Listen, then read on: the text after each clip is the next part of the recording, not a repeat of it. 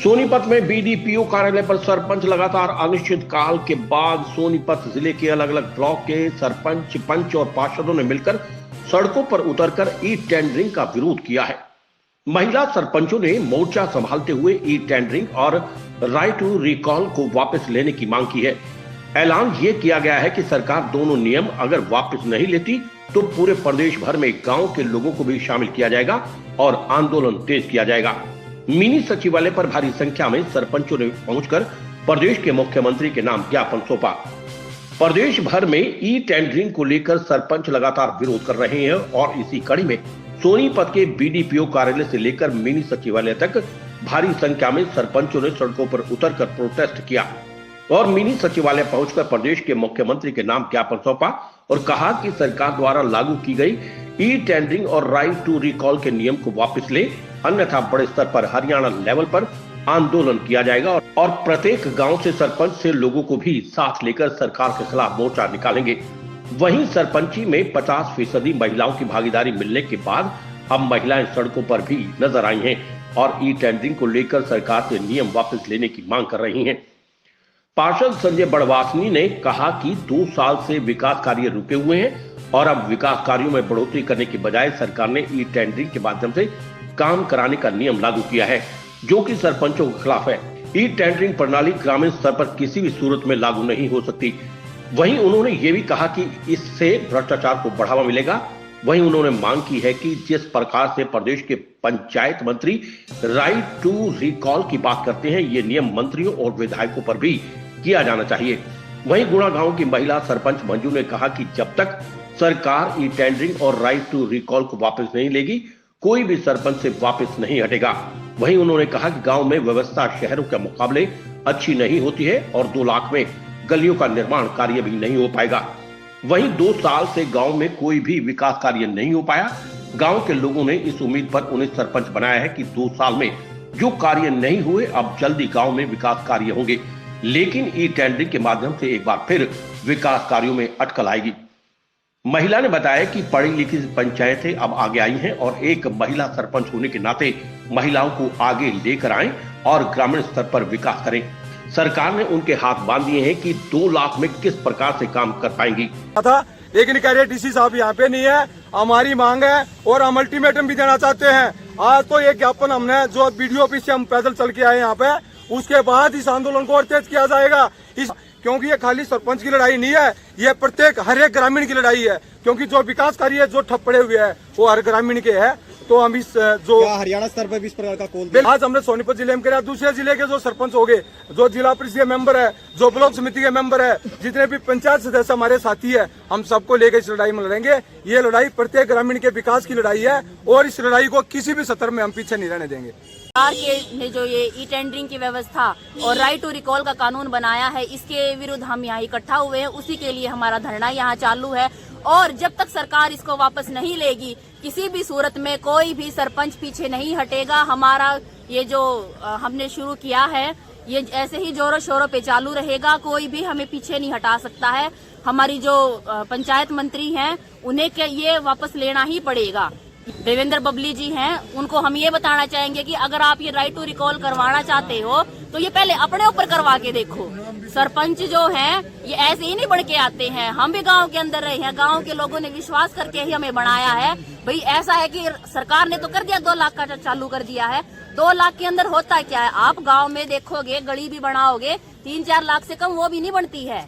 कितने करा लोगे, क्योंकि गांव की जो व्यवस्था है वो शहरों के मुकाबले नहीं होती है। भाई कोई गली ऊंची है, कोई नीची है, उसको ठीक करने में ही लग जाता है। पढ़ी लिखी सरकार अब आई है, क्योंकि पढ़े लिखे होने का फायदा ये है कि भाई एक महिला, जैसे मैं भी एक महिला सरपंच हूँ, हम भी चाहते हैं कि हमारे क्षेत्र में महिलाओं को हम आगे लाएं, उनके विकास के लिए उस स्तर पे हम कार्य करें। पर सरकार तो ने तो हमारे हाथ बांध दिए हैं। भाई 2 लाख के अंदर हम क्या कर लेंगे, इसमें तो कुछ भी नहीं हो पाएगा।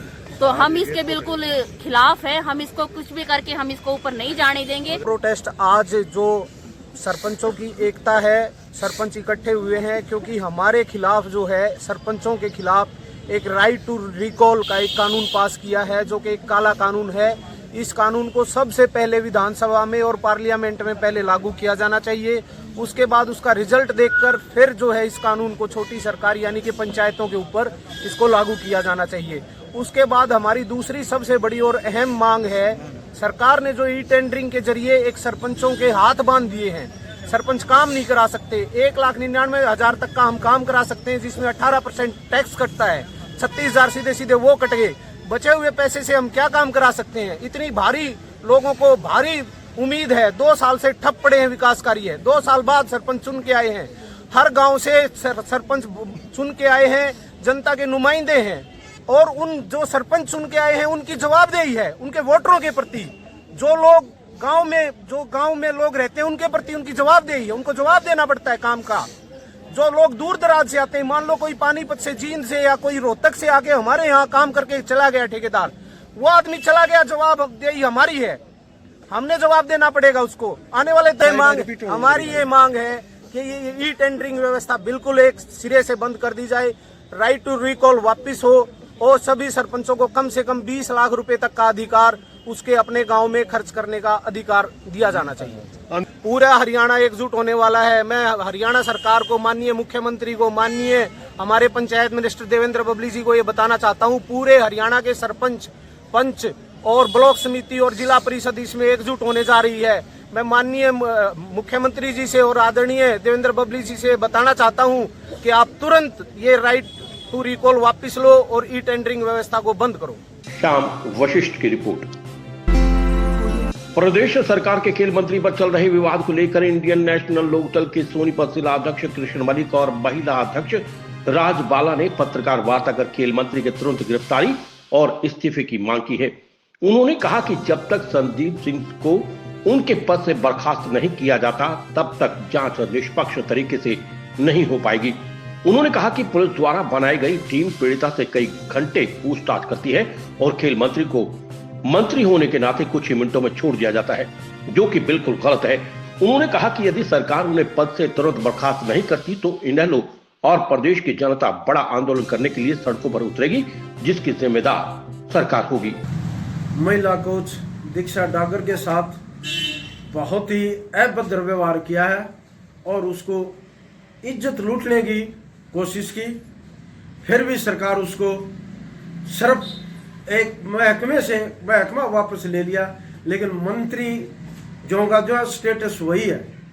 अगर मंत्री सीट से रिजाइन नहीं कराते तो इन्वेस्टिगेशन इम्पार्शियल प्रॉपर नहीं हो सकती, क्योंकि उसका स्टेटस एज मंत्री है।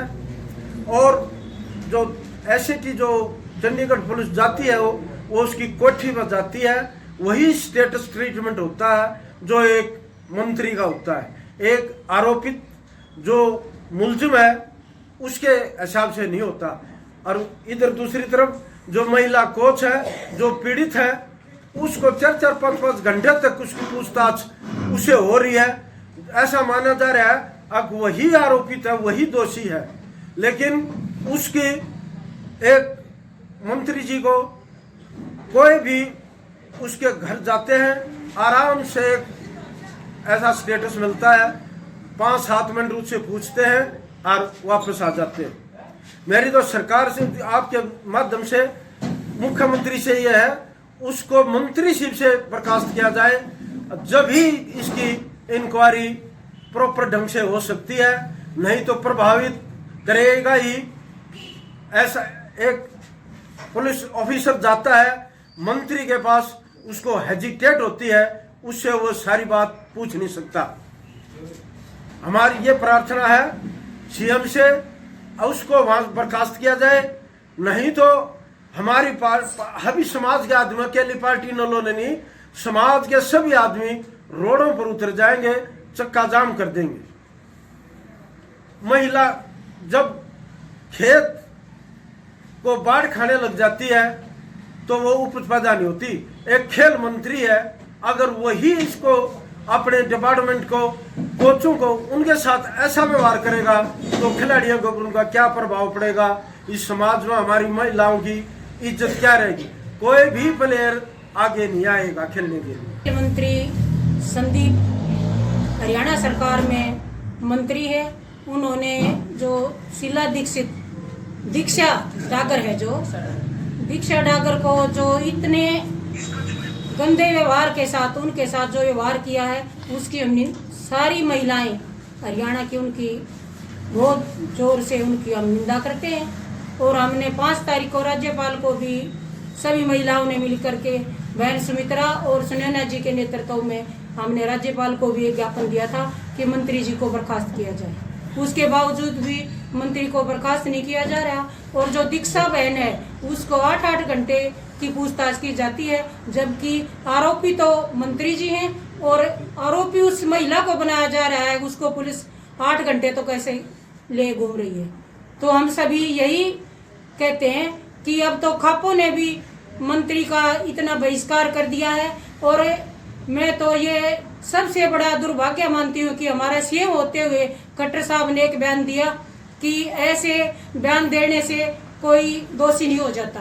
तो मुख्यमंत्री जी को जब सबसे पहले हमारे हरियाणा से बेटी बचाओ बेटी पढ़ाओ का नारा दिया था, क्या इसीलिए बीजेपी सरकार ने नारा दिया था कि महिलाओं को हर रोज ये निंदनीय व्यवहार सहने को मिले।